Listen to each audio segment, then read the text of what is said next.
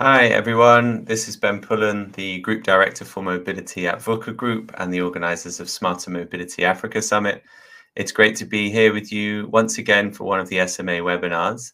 We'll just wait for a few more of the attendees to join this webinar, and whilst we're waiting for that, it would be great if you could type in the chat the city you're dialing in from and the country you're dialing in from. So I'll kick it off. I'm dialing in from London today in the UK. And the sun is shining, so it's a great way to kick off this webinar.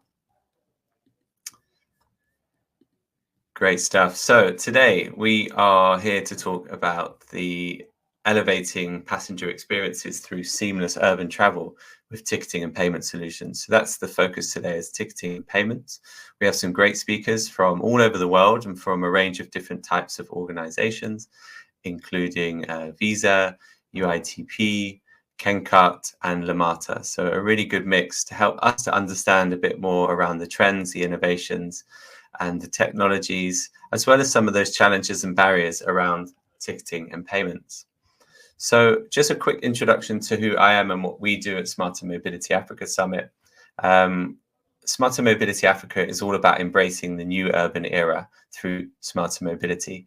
And we really see the new urban era as the greatest prize of the 21st century. And you only have to look at cities around the world that are doing that are benefiting from the technologies, the innovations, and the rapid population growth. Those cities embracing the new urban era are able to have higher economic growth, are able to offer a better lifestyle for their citizens, a higher quality of living, and there are just so many benefits that come from that. So that's what we're all about, and our focus is mobility.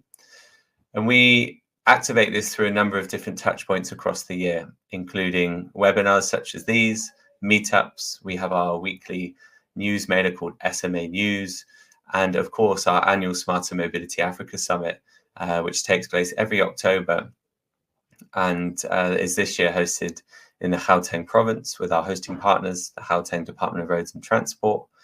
And it's actually our 6th year of hosting this event. So I'd love to hear who's actually been to this event over the last 5 years. Just type a 1 in the chat box if you have attended this event at any time over the last few years. It would be great to know.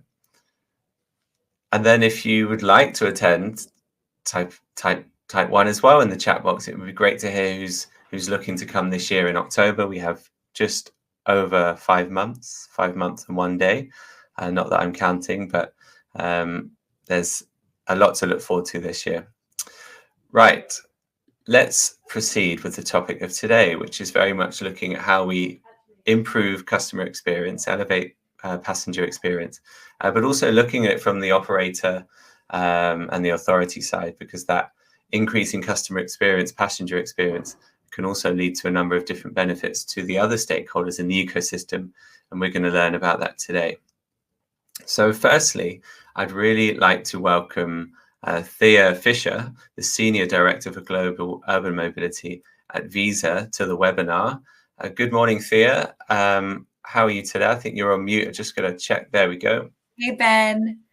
Thanks so much for having me. I'm really well today. Really chuffed to be here. So thanks so much for the invitation. You're very welcome. And where are you dialing in from today?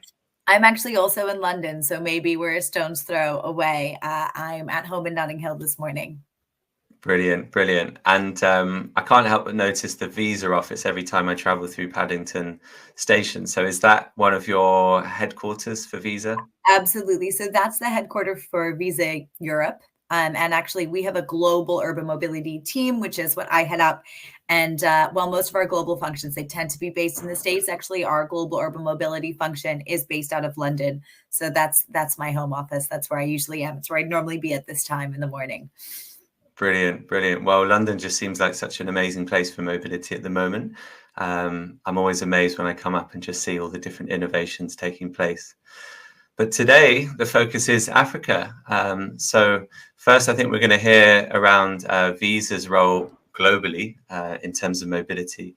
And I think that will feed very nicely into the work we're doing in Africa, in which we'll bring up some of our panelists a bit later on. But for now, I'll hand it over to you, Thea. We've got a presentation that I'll bring up for you. And over to you. Excellent. Well, thank you so much, Ben. And again, I really appreciate being here today. And I think, as discussed, I'm very much based in London, but it's that what's going on in terms of mobility in Africa is a huge focus for us. And there's an amazing team in Samia within Visa that's driving that. And obviously, I just wanted to make sure that you were all awake on this Tuesday morning. I get asked a lot about why Visa cares about urban mobility so much. Why is there a global urban mobility team, and why are there so many people dedicated in region to talking about urban mobility? And at Visa, we have a mission to uplift everyone everywhere by being the best way to pay and be paid. And I think we'd be very remiss if in that mission we missed out the first transaction that people make in the morning, and often the last transaction that they make at night. So, which is often your trip on home or to work, home from your commute on public transit. So, to that end, we've been really involved in global urban mobility for north of a decade now. And some of you may be familiar with our contactless frameworks for urban mobility. It's a little bit different than normal retail transactions. So we call it Tap to Ride, Visa Tap to Ride, or MTT. And we've seen immense growth over the past 10 years. And that includes still today all over the world. So last year, our fiscal year 2023, we saw a 30% rise in Visa processed Tap to Ride transactions. We've seen north of 750 project launches, including Visa Tap to Ride. And last year, there was 155. So that's a huge growth. And what's something that I'm really excited to talk to you guys about today is that we also saw last year 41% of Visa Tap to Ride launches, including Visa Acceptance Solutions and often Visa Acceptance Platform, which is a Visa product, but it is a processing platform that processes for all major card schemes. So it's distinct from the just Visa launch. A Visa Acceptance Solution launches where we're providing a service additional to just acceptance. Now, we've done some surveying to look at what the direction of urban mobility is and where it's going from here. And some of that, this is taken place May of last year, and 94% of the riders that we surveyed expected contactless payments to be offered on their transit ride. Maybe more interestingly, 45% of the group would take more trips if it were easier to pay. So looking at the growth in the market of Tap to Ride and looking at these survey results, I think we can see that there's a real case for urban mobility operators as they look to drive ridership, as they look to encourage maybe less private car usage, that making it easier to pay is a key way to achieve that outcome. And those payments are really enabling operators to innovate. So when we surveyed transit agencies last year, 75% reported that after they'd implemented Tap to Ride payments, they saw improved operational efficiencies. So maybe that's because they could simplify fares. Maybe that's because they simplified their back office, or because it is a very reactive process with open loop. You're signing up to a global standard. And maybe the most powerful statistic that we gleaned, 9.5% was the average increase in ridership that urban mobility operators saw after they introduced open loop payments. And we think that's a mix of factors. We've seen sort of more infrequent users when they have a payment credential that's already on their person, and they can just say, you know what, I'm just going to take the bus, I'm not going to walk, or I'm just going to take the bus, I'm not going to take a taxi, that they're more likely to do that. You also see a lot of tourist payments, a group a little bit more likely, at least initially, to use Tap to Ride payments. So that uptick is really powerful in terms of ridership.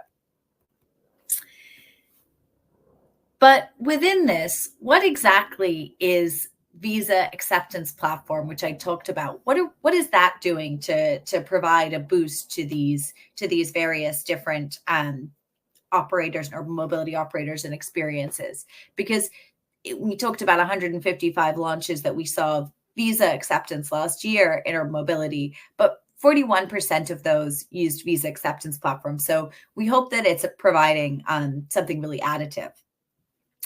And what we see is that, first of all, it helps provide connectivity. So it connects stakeholders from acquirers to urban mobility tech partners to each other. So you can take an urban mobility tech partner, back office provider in one country and have them with a project, and then they can take their EMV level 3 certification and go live in another country with a different acquirer that's integrated to the platform. The second is we hear a lot from urban mobility operators about the need to improve profitability. So how can they make their entire system more profitable? Maybe that's a growth in ridership by implementing open loop payments, but it's also in processing efficiently from decreasing fraud, from ensuring that there are low declines. And a lot of that comes from having a really, really scalable solution, really high transaction per second capacity. And maybe that also comes from really rigorous token management usage, for instance. And then the third is in innovating for the future. So urban mobility operators need to be able to keep a pace with the rate of change in the payments ecosystem. And that's often, something that's quite, you don't know what alternative payment methods are going to be popular with your ridership base when you need to upgrade your hardware infrastructure, and it's going to need to be in situ for 20 years. So this is an issue that is really, really prescient for a lot of urban mobility operators and transit agencies as they look at the future. So we've seen a variety of different clear opportunities for innovation for urban mobility operators where we think Visa Acceptance Platform is helping. Now, the first is in greenfield payment deployments. So where you're creating a completely new system. Maybe you're saying we're going to change everything, change all the hardware, all the software, and maybe you're going to look at a really creative use of tap-to-phone devices to keep the cost of that hardware, the readers down. You're going to implement biometric payments and open loop and a different app-based credential. And there's no existing payment system that exists. So you can sort of draw that from scratch. And then Visa Acceptance Platform can help because it can provide a bunch of off-the-shelf integrations and also modular solutions that you can leverage. So you could say, you know what, we want to do something really creative with tokens where students' existing debit cards are registered, and then they can tap to ride with their existing bank card, but actually they're going to get their student discount applied, and that's using token management system without having to build that out themselves. And the second is in optimizing service performance of existing solutions. So where you're upgrading an existing system, preparing for new consumer behavior and payment channels. Maybe you've got a retail system and you want to upgrade it to full MTT or transit payments. So you're going to start applying daily caps or weekly caps and deferring auths. Or maybe you just want to bring in a new payment channel and you're looking for a platform that enables that. And then the third is in legacy technology renewal. So where you've got a large, potentially a system that you want to upgrade and leverage what the existing investment. So maybe that's in hardware, maybe that's in the existing back office provider fare calculation. You want to apply that to a new world with some specific consumer benefits, rider benefits in mind. So we find that the platform is being used a lot in those systems where it can launch, it can potentially use a tokenization service so that you don't want to bring in PCI sensitive data, payment cards industry data, security standards sensitive data, but you don't want to bring the entire back office solution into PCI scope. And so the platform can help with that using Tap Token and our token management system. So what exactly is the platform? The platform's really an enablement layer that connects tech partners, so from back office providers to tap-to-phone providers to really large system integrators. I know we're going to hear from Kent Cart on the panel shortly, and they're an amazing partner of ours. A bunch of pre-integrated partners connecting to north of 250 acquirers worldwide. And this will enable payments from card not present payments, so maybe an in-app payment, a top-up for a closed-loop card, a loyalty program, payments for e-scooters and e-bikes and taxi apps, to card-present payments from tap to ride, self-service ticketing vending machines, tap-to-phone devices. And it also enables a suite of modular solutions alongside that. So you can sort of take what you want. And if you've got an integrated tech partner integration, you've done, maybe you go live in a city and you want to take that and go to another city. You've already done an EMV level 3 certification through Visa Acceptance Platform to an acquirer. You can port that to the other acquirers, depending on the card scheme and region. And this processes all major card schemes. It's very much not just processing Visa transactions. Now, I am really conscious that we had some technical issues at the top of the call. So I want to just pause there and see if we've got any questions. I had a lot more to go through, but I'm a little nervous about time. So Ben, how are we doing? Thanks, Thea. That's brilliant. Yeah, we're doing well with time, and it was such an interesting presentation so far. So we'll just see if there are any questions. But one that definitely came up for me immediately was, the value proposition here just seems so amazing, and the stats that you've shared, which include things like 75% more efficient for operators, a 9.5% increase in ridership. And then you had the passenger feedback, 45% would take more trips, 94% want contactless. So these stats, they're just screaming out huge opportunity. But then you also noted that 83% don't have open loop payment systems to date. So I just wondered if you had an idea of what some of those key barriers are at this stage. It's a great question. So first of all, and I think maybe that slide's a little misleading. It's not that 83% don't have contactless payments enabled today. It's that 83% of those who didn't in the survey, it was a survey of 3,000, I think, did not have, the 83% of those who didn't intended to implement it.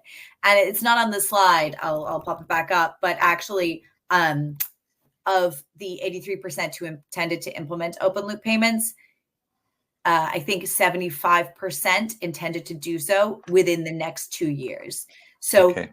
we're looking at an incredible rate of adoption. And just here, last year we reported that we'd seen 750 project launches for Visa Tap to Ride, and 155 of those were added last year. So if you just think about the pace that suggests, even if that growth stays flat, we'll be at just, if you just game that out, I'm not making any predictions, we'll be at a much higher number at the end of this fiscal year for us, this calendar year.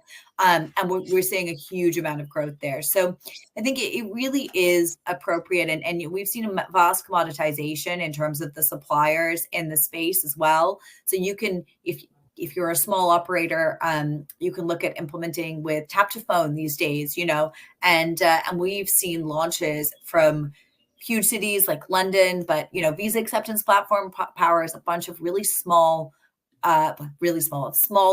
perfectly formed transit agencies. We've got bus companies with 100 buses in California. We've got huge cities in Japan, all powered by Visa Acceptance Platform. So just and those launch numbers, that's Visa overall. But where Visa Acceptance Platform is working, it really does work for a variety of different sized agencies. That's brilliant. Thea, that's such a great way to kick us off today. I really appreciate your time and joining us to deliver that presentation. It was even if you did cut it back by your own admission, it definitely has provided us with exactly what we needed to know to kick things off with some great stats as well. So thank you so much for your time. We hope to see you in Johannesburg in October with the rest of your Visa team. It would be great to welcome you there. Wonderful. Thanks so much, Ben. Thanks, Thea. Brilliant. What a way to kick off the webinar. So much knowledge and information there from, a solution provider that is global and is tapping into so many different markets and has data and insights that we can all draw upon. So as we move into the next phase of the webinar, we'll be bringing on 4 different speakers from 4 different organizations that have slightly different perspectives and a role to play in ticketing and payments. So we're really looking forward to that. So without further ado, let me bring up all of our amazing speakers today. And what I would like to do is to go around our speakers and actually hear a nice introduction from each of you. So I'll start from my screen left to right. I've got Inyak here from Kencart. Inyak, how are you today? And we'd love to hear about your role in ticketing and payments. Hello, good days. Thank you very much to Smart Mobility Africa organization for such a great webinar. This will be insightful for all stakeholders, I think, for attendees also. And my role is now I have duty on marketing department as a market research specialist, and I am doing global market research activities for around 2.5 years. And I'm trying to improve the mobility for all in a global sense. Thank you. Brilliant. Thanks, Inyak. Then we have Vinesh from Visa. Hi, Ben. Thank you. So I'm Vinesh Ramnarayan. So I am the Vice President of Product and Solutions for Visa in Sub-Saharan Africa. So I'm based in Johannesburg, South Africa. And for those in the audience that are not familiar with Visa as an organization, so Visa is a global payments technology company that connects the world through a secure and reliable payment network, making it the best way to pay and be paid. So for Visa in Sub-Saharan Africa, we see urban mobility or public transportation as a critical piece of opportunity within the region to digitize. We see a lot of people and challenges that they experience around lacking access to safe, reliable, and affordable public transportation, and this has a knock-on effect in terms of their lives. And mobility shouldn't be a challenge for people moving around. So it drives our passion to inspire and fast track the digitization and transformation of smarter mobility for Africa, for us. Thank you, Ben. Great stuff. Thanks, Vinesh. Then we have Andrea joining us today. Yeah, good morning, everybody. Thanks, Ben, for having me. I'm Andrea. I'm working with UITP, which is the Global Association for Public Transport, headquartered in Brussels. So I'm actually dialing in from home from Amsterdam. And yeah, very happy to be here. What I'm doing at UITP is actually I'm in charge of a project that we started about 3 years ago. We called it the Urban Mobility Open Payments Forum.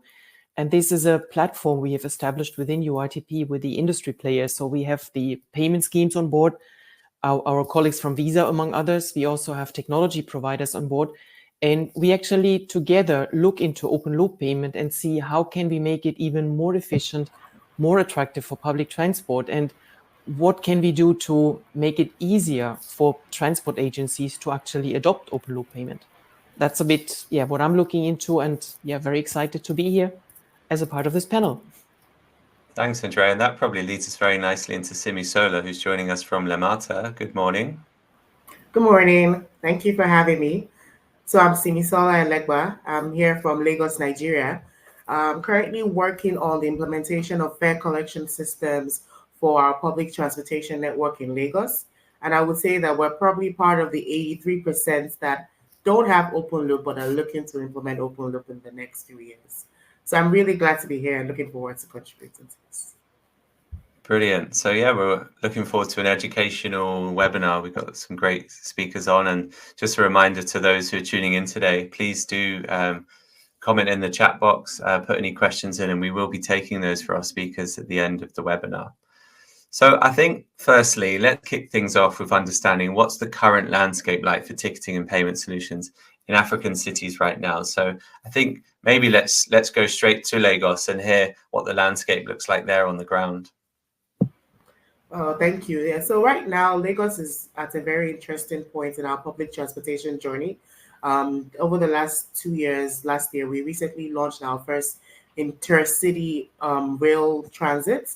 And this year, we actually launched the second line. So what we have done and what we're trying to do now is have a centralized integrated fare collection system across the various public transportation services available. In 2020, we launched a new automated fare collection system. And over the years, we have been able to scale it up to ensure that it can actually be implemented across the various modes of transport. Right now, it is a closed loop system. We use a smart card, and also a mobile application to be able to accept payments from various commuters, various travelers and users. So we've implemented it on the bus, the BRT, the standard routes, as well as the first and last mile bus service, as well as the inland waterway system, so our ferry systems. Upon the launch of the rail, we have also migrated this fare collection system to the rail. And we understand that we need to find creative ways to ensure that travelers accept this fare collection system and use it easily. And that's why I mentioned that we're part of the 83% looking to migrate to open loop systems, because open loop systems allow for that. So right now we do have a cap on our ridership, and we understand that it's perhaps people have to come purchase a smart card. So we're looking at how do we open it up to ensure that that cap is removed and we have majority of the people. We have over 24 million passenger trips in Lagos a day, and 13.2 of those are motorized trips. So how do we ensure that we carry those 13.2 million people on our public transportation systems using our fare collection system? So that's where we're looking at. That's where we are right now in Lagos. Brilliant. That's really insightful. And I think in a couple of minutes, we'll definitely head over to ITP and hear a bit more about open loop systems and probably what transport operators and authorities can do to do just that. For now, I'd love to hear from Vinesh and Visa with your Pan-African overview of your solutions. What's the landscape like for ticketing and payments in African cities right now? Yeah, so when you look at sub-Saharan Africa, there's huge opportunity. So something that Visa tracks is the payment consumption expenditure across the region, and that's into trillions. And when you start to break that down into how are people paying for different types of services, you look at cash is the dominant way of paying. And when you look at when you break that down further and you try to look at, okay, where is this being spent in which sectors, and you'll see a large portion of that actually sitting in public transportation. And then when you look at the different markets, if you look at Kenya, you look at South Africa, like Lagos, for example, and many other markets, you've got transportation that's happening in the markets, but it's either like closed loop or it's all just happening informally. And when you start to unpack that and you look at the landscape, then you need the cooperation of different partners to come together to actually digitize this whole this opportunity end to end. So you get partners that sometimes are want to think about it, or maybe unwilling at this moment, or they don't know how to. So we have to look at how do we help them bring in different partnerships and then work on a solution together so that it benefits all stakeholders that are actually participating in that little ecosystem. And then this has knock-on effects because the ecosystem around the public transport also starts to get digitized. So they see that a large portion of the cash is, getting digitized. So how do they participate? So we see that knock-on effect, in terms of the whole ecosystem that operates around the public transportation. Now, when you look at, and Tia spoke about a couple of solutions that Visa has been working on, and the most popular one is tap to phone.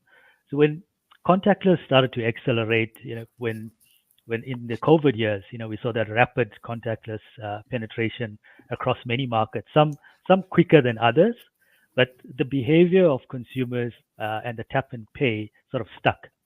And with technology like tap to phone, where you can actually use a mobile device to tap and actually take payments for ticketing, it starts to now bring a solution that small providers can actually start looking at. And you get public transportation that's looking at it actively. So we've been working with a number of providers and partners to use our tap to phone technology.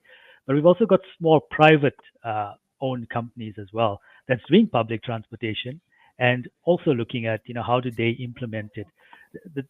The one challenge that you see is the behavior, is breaking behavior. So people are used to cash, it's there, they can touch it, they can feel it. But when you go into digital forms of payment, it's not something you can easily touch, but you see it happening. And you want to make sure that consumers are comfortable. And that's where you get reward the behavior, incentives, and so consumers can then start to break the behavior. And once they do it once, it gets really easy for them after that. And that then spills over into their other spending habits. And then the whole ecosystem and economy start to start to make a big impact. So for Visa, we see a lot of opportunity in digitizing public transportation. Like Tia mentioned, that's the first thing you pay for when you wake up in the morning to go to work, and the last thing. So you need to help the consumers to actually digitize their whole journey. Thanks, Finish. That was a really good a good quote from Thea around the first and last payment being your transport. So the benefits, they look really strong, and we will unpack these shortly. I think it would be great to hear from Andrea and UITP, who I know are so key to bringing together those different stakeholders within public transport. Andrea, in terms of the forum that you've set up and that you're leading, I know you're a global public transport association, so you're working in all regions across the world. It'd be great to hear how are you pulling together those different stakeholders, firstly, and then the second would be, is any of your work currently being delivered in Africa, or is that on the horizon? Well, Africa certainly is one of the regions that we are going to look into more intensely in the near future. But that is basically simply for organizational reasons, because UITP has reset up itself, or is setting up itself in Africa. So we will be a lot more present in Africa. But when you look at the global picture of the transport market, there are differences, but there are maybe not so strong regional differences, I would say. I mean, one of the things Vinesh said, the payment industry has developed solutions, and they are making them more and more attractive for public transport. That is right. And what we actually do at UITP is we also look at the other side. Where are the different transport operators and authorities, and how can we pick them up exactly where they are? Because there is, and I think that has to be very clear, there is not the one way to implement open loop payment. It always depends. It depends what you have. It depends what you have invested. It depends where you want to going. And this is actually what we try to figure out with our members. I mean, what we saw when we looked into the topic first was everybody was looking towards London. I mean, they were, of course, the trailblazers implementing open loop in urban mobility, but not every transport authority is a transport for London. There are a lot of different situations. And what we would like to avoid is actually that people start to copy a model that is not for them, because it's way too complicated and way too complex. And there are, like Vinesh said, there are much simpler solutions. And maybe this is the right thing for you to start off from. So there are many factors that actually play in. It's like, what is your passenger population? What is their appetite for payment? And we see countries where indeed the mobile payment is much more advancing than card payment. So people actually leapfrogged the card phase and go to mobile straight away. We have markets and operators where we still have predominating cash payment. So that's like the ideal solution, I would say, to jump into open loop payment, because you don't have this risk to pile solution upon solution upon solution. Whatever you have already in your place can be a challenge to implement open loop payment, because you have already made this investment. You can't just discard it. It's not always possible to integrate it. So every transit agency actually starts from a different point. And that's what we try to break down into, I would say, a series of steps and a series of questions, where we try to help transport operators and authorities to decide for themselves what could be their way towards open loop payment.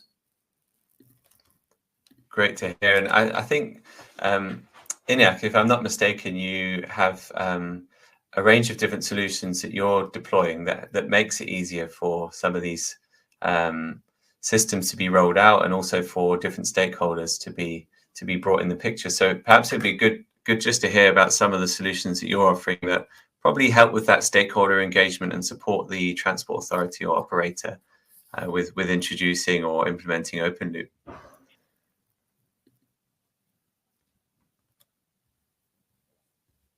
I don't know if you can hear me. Iñak, there we go. Yeah. Now I have a bad connection, but Great. it's Actually, I was thinking when Miss Andrea and Mr. Vinesh was speaking, I was thinking that for these all problems, we developed many solutions, not just for one city, but even for town specific solution we have, because it's not just one type of public transportation modes exist, or as an example, in some countries, in some regions, policies are problem. In some regions, infrastructure is problem.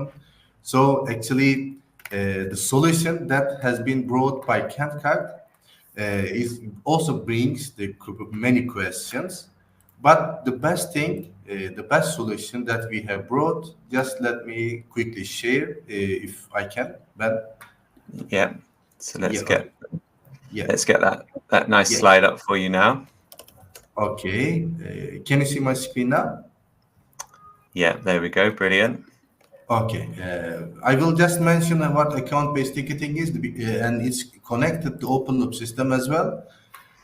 Account-based ticketing is the system that all information are kept in the cloud, not in the smart card. I think in Lagos still it's a closed loop, but I don't know if it's account-based ticketing or not. But if it's account-based ticketing, all the information is kept in the cloud. But if it's not account-based ticketing, it's veteran card system. It's all information is kept in the card. So when we transform from card-centric system to account-based ticketing system, we can see that any fare, any tariff calculation or any payment processing can be transacted in seconds online, and operator or the authority can get these as report in seconds. So any fare structure, any fare calculation, any type of ticketing.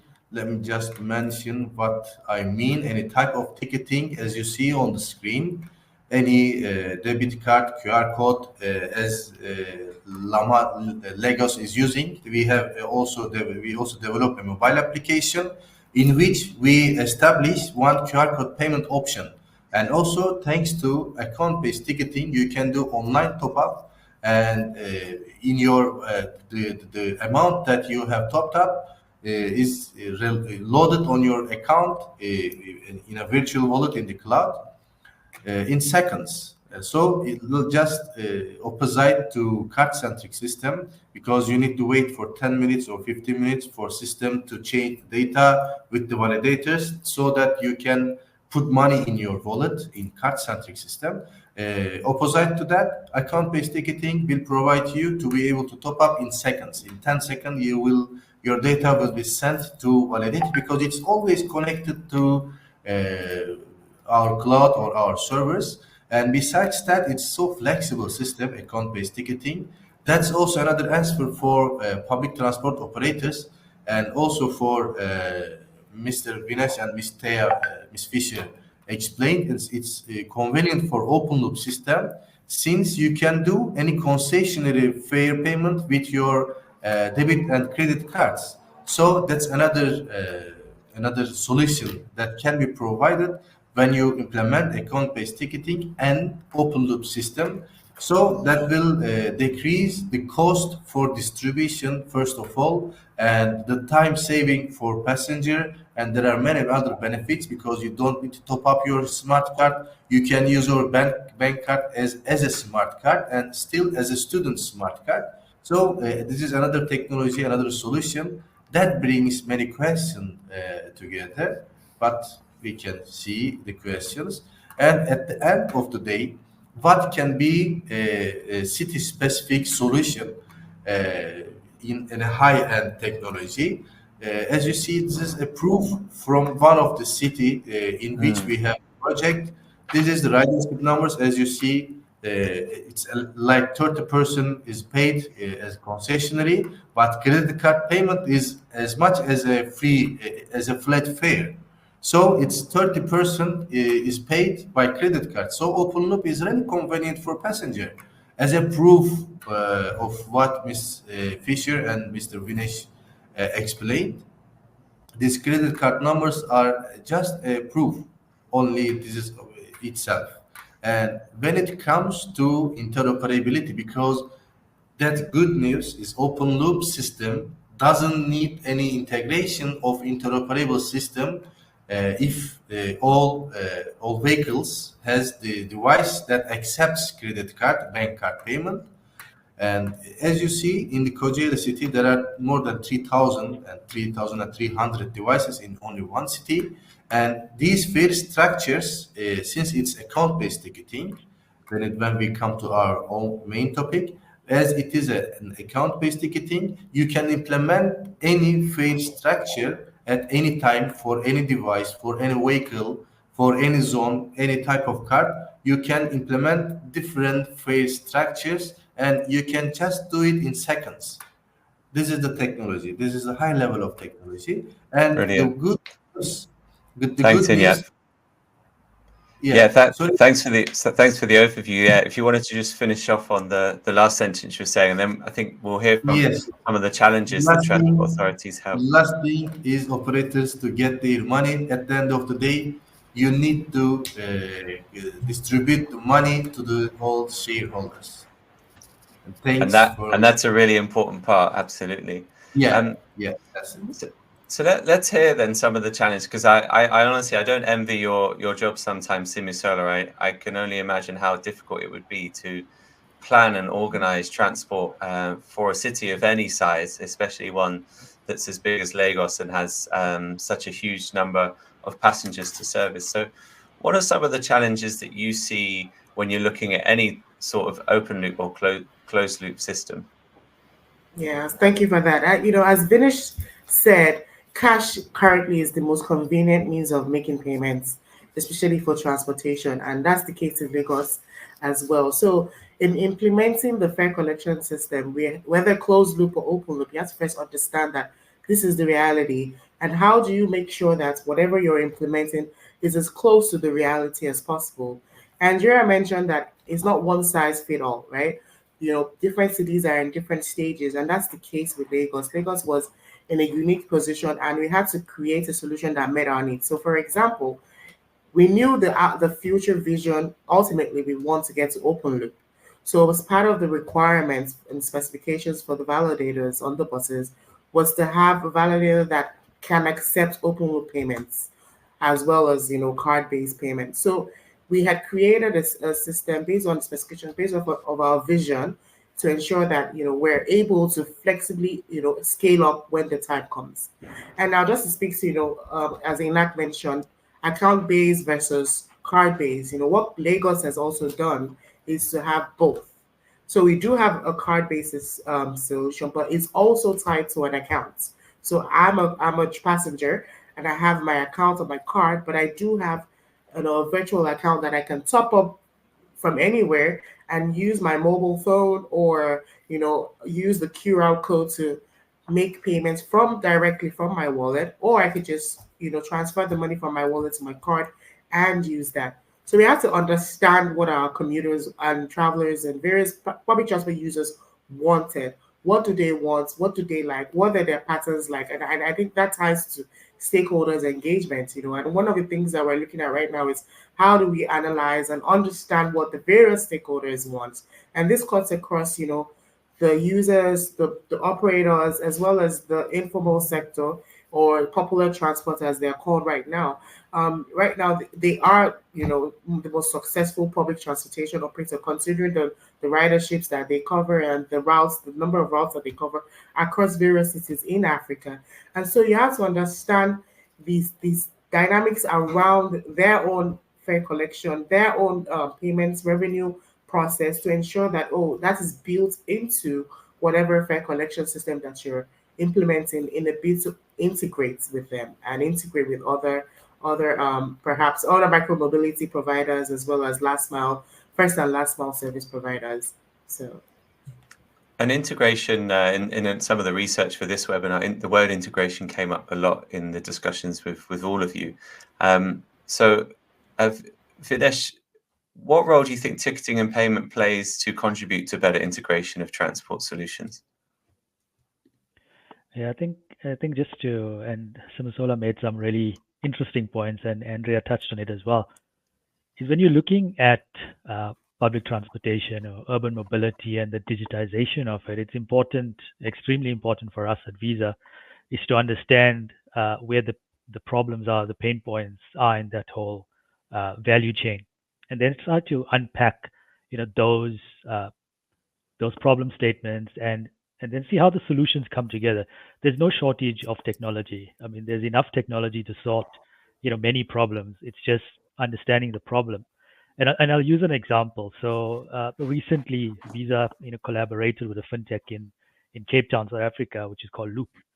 And Loop had a couple of challenges that they were trying to address. Is how do we digitize the minibus taxis? I mean, more than I think 70% of the population in South Africa uses minibus taxi. It's all cash based, and it starts to when you look at the transportation sector, safety is a major concern in terms of transporting cash and passengers also using cash. So they said, okay, how do we take that problem and then start to digitize that ecosystem? So their early phase, product looked at a WhatsApp-based payment, but in order to load that wallet, you would need to go to the taxi rank with cash, load the wallet, and then be able to use it. Now you're still carrying cash.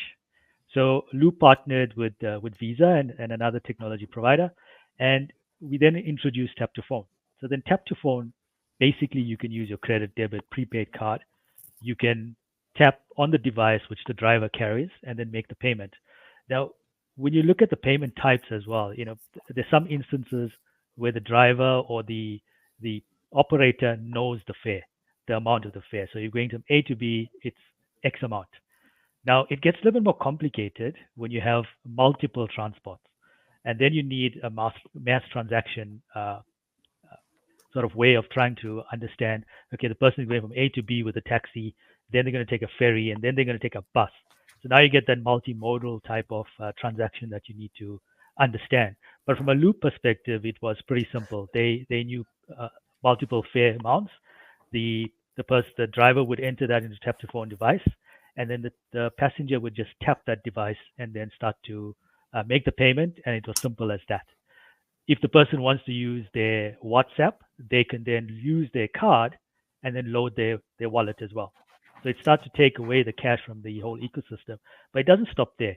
When you're looking at that ecosystem, you want to look at all the stakeholders involved. So there's a driver, there's the owner, there's the operator, there's the rank, the taxi associations. All of those players now need to understand how does this benefit them?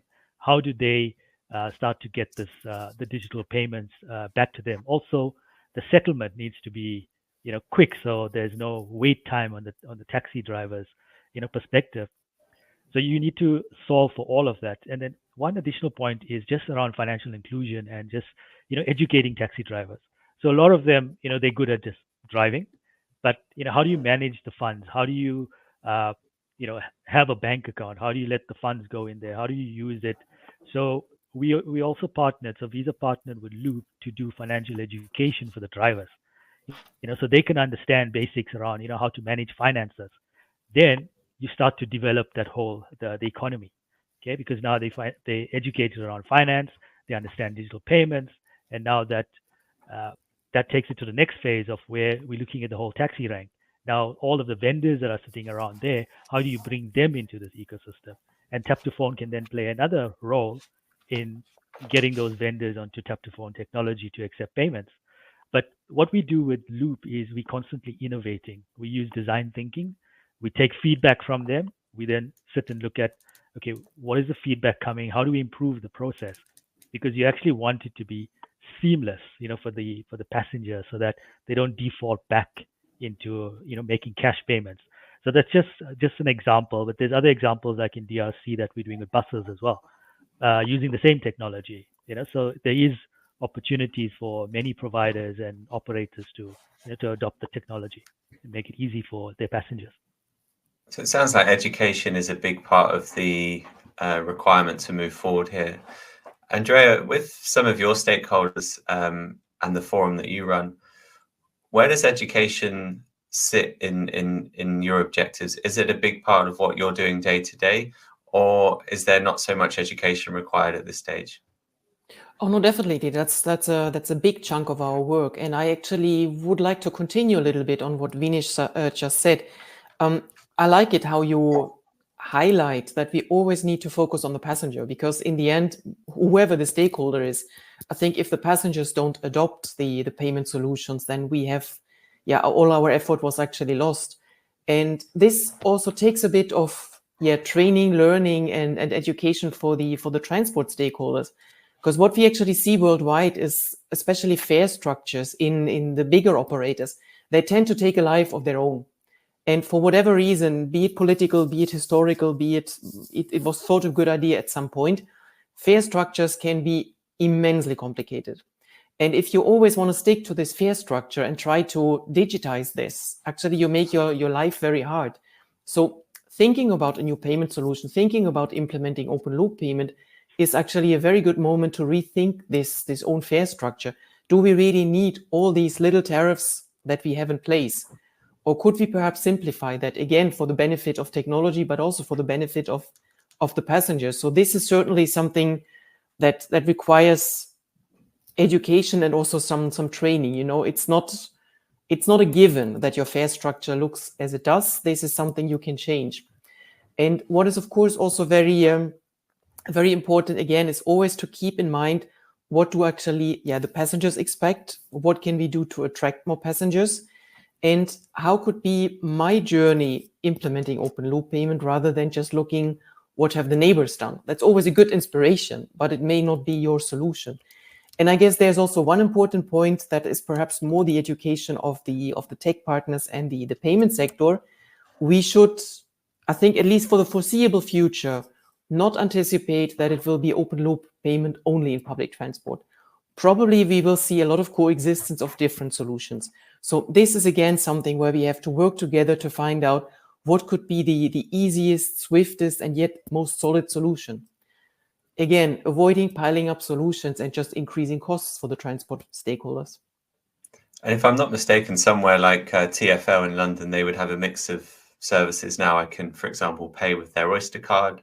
I can also pay with my debit card. I can pay with my phone. So would that be an example of different payment services being offered? Well, I guess the main coexistence would be between closed loop and open loop. I mean, there will be operators that go all the way to open loop, maybe everybody in the end. Maybe 10 years from now, we talk about something else. We don't know yet. But for the foreseeable future, I guess it will be a coexistence. And it also makes sense. There might not be a reason for every transport operator to convert every type of ticket they have into an open loop solution. Because you have to think about, it's not the technology, but you have to think about, for instance, the risk management. If we talk about annual passes, monthly passes, not everybody would like to convert this. And maybe we shouldn't. So this kind of finding the sweet spot for every transport operator and authority, I think that's a key part of the whole discussion. And that's why it's so important to get all the stakeholders together and educate every side about the challenges, constraints, and expectations of the other side. That's an excellent point.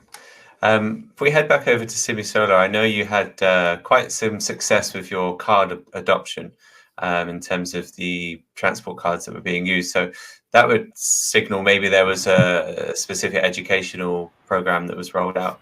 Did you have to work hard to acquire those customers in terms of using the cards, or did it happen naturally? Yes.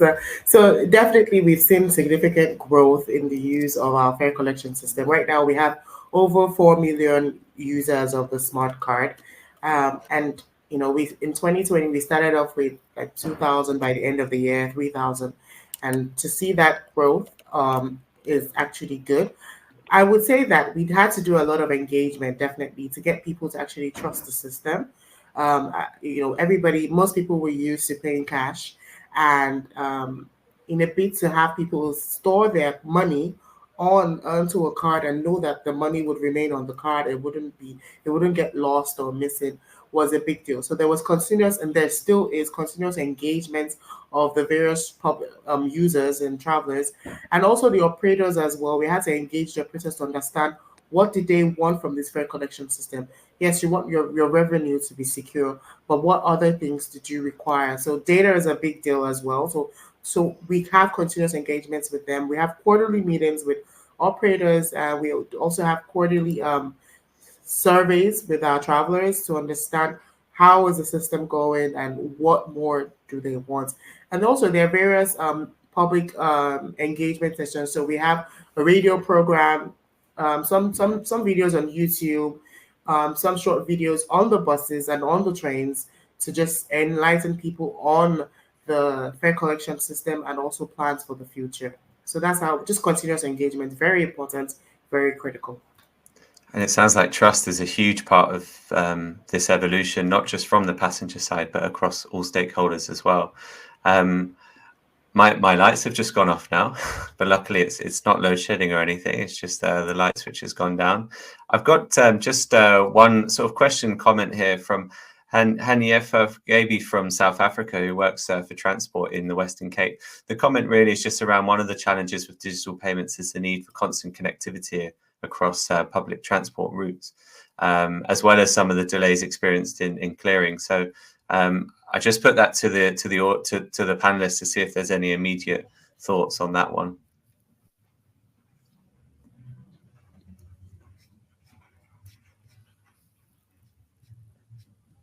Maybe I can add to that. Yeah, I mean, when you're looking at connectivity, it is a challenge. For example, when you're using tap to phone technology as well, you need to have connectivity for that. What we also looked at is, how do we put some of these technology into the cloud? So the device would still need to be connected, but we would look at putting some of that into the cloud. There are other technologies that we're looking at, that makes the dependency less on connectivity. For example, if you can use USSD, and the other one we're looking at is using QR codes. So you could scan a QR code and then make a payment or enter that string into USSD and then make a payment using that. I think the main thing for us is, and that's critical when we designing a product or a solution together, is to know those challenges, because sometimes we take it for granted that smartphone penetration is so high, for example, in South Africa, that there'll be connectivity everywhere. I'll give you a personal example. In my house, the connectivity is bad, even though I have Wi-Fi. But we need to take that into consideration so that when we build a solution, we build it to cater for challenges like that. Then what do we default to if tap to phone doesn't work? Can we go into QR and and so forth? So we give multiple options to make sure that we don't have a challenge with that seamless payment for the customer or the rider. Great, thanks, Vinesh. You've also answered some of the other questions that did come in earlier around can tap to phone still function if the fare collision? Sorry, the next one, which was in the event of a network unavailability, what are the alternative methods? So I guess you're saying don't just rely on one, have different methods available. There was a question around with the methods of payments that have been mentioned, is there a target group that isn't included? It was just referencing perhaps segments of the population that might be from older generations who can't use that modern devices. So, again on the panel. Yeah, I think the question was Matatu's payment system. Did I get it right? The same as taxi industry in South Africa. Yeah, I think I already noted the question in this regard for Mr. Vinesh, but let me also explain from our perspective or as a technology innovator. In Matatu in Kenya, Danfo in Nigeria, and also taxi industry in South Africa, they are always watching each other. They are still trying to find a way. They tried on Kenya in Matatus with one of our competitors. They implemented thousands of devices on Matatus, but at the end of the day, they lost money. So because the vandalism and adoption was really slow. So it was an unsuccessful project.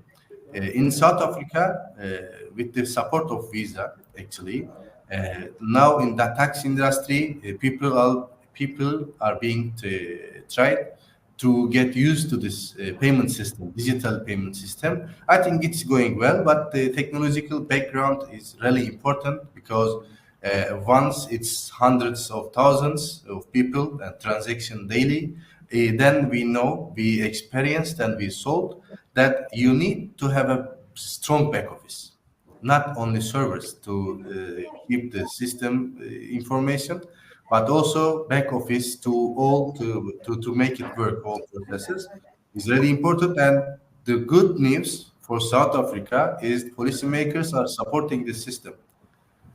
In other countries, another challenge is supporting this system, but just before all technological innovations. Great. So So the that might biggest adoption of policymakers first. So that might be your silver bullet, because that does bring me to the final question of today. And honestly, we could probably talk another 2 hours about ticketing and payments, but I'll start with Simisola, as I know I'm going to pretend you have to catch a train. And I know everyone else on here is got to go catch a bus and a minibus taxi. So Simisola, if there was one silver bullet that would just really advance things in the next 12 months for your department and what you're doing in Lagos, what would it be for ticketing and payments? I would say creative financing, because there's a whole lot that needs to be done in terms of understanding the stakeholders' needs. So a huge we need financing to carry out surveys and studies, engage the various stakeholders, engage the informal minibus taxis, the danfos, and understand actually what are their desires and needs around fare collection. So I would say just a quick one. Lagos right now is currently testing, the integration of our fare collection system with the danfos. And that's huge because the danfos currently carry over 75% of our public transport users.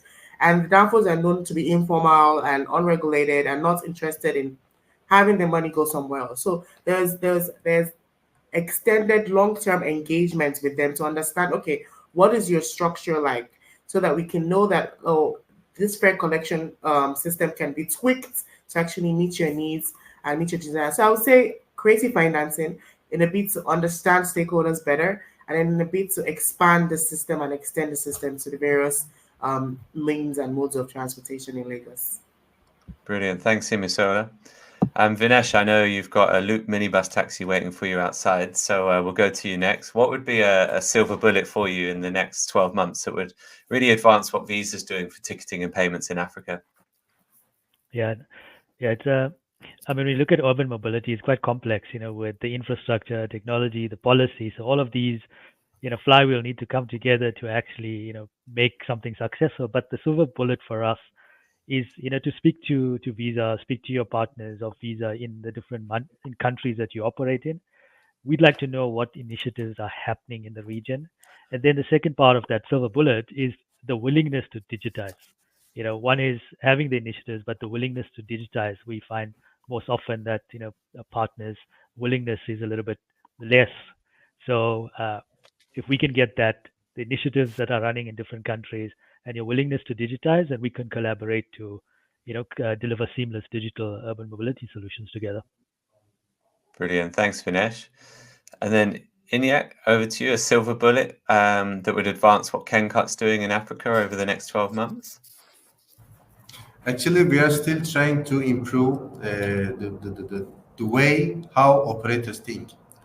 They see that this is a costly system, but they don't know without the system, without the system of KenCut, because as I mentioned, we are producer, we are developer, and we are technical service giving. We are giving technical service as well, besides all. And for all of stakeholders, the best thing is to convince operators to use the system in Africa. So our 12 months plan is convincing the authorities for an interoperable system, because they want to manage from one transport management center, TMC, and we can provide. I mean, we as technology provider companies, developer companies, we are giving a free consultancy to any stakeholder. We are giving know-how. We are giving our knowledge. So our 12-month plan for now is to develop the brains. Then network will be improved, I believe. Brilliant. Thanks, Inat. So your silver bullet is transport authorities coming on board, and there's education required there. Andrea, what would be the silver bullet from your side globally, but also, I guess, looking then into Africa to advance your work?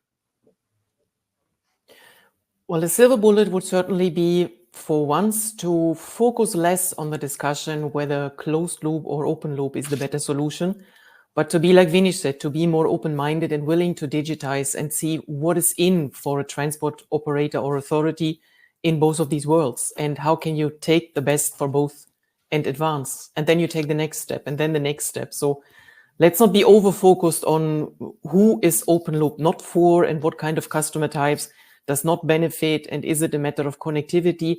All these are challenges, and they are all solvable. Let's try to take a vision here. How do we see payment in public transport in the future? Brilliant. Thanks, Andrea.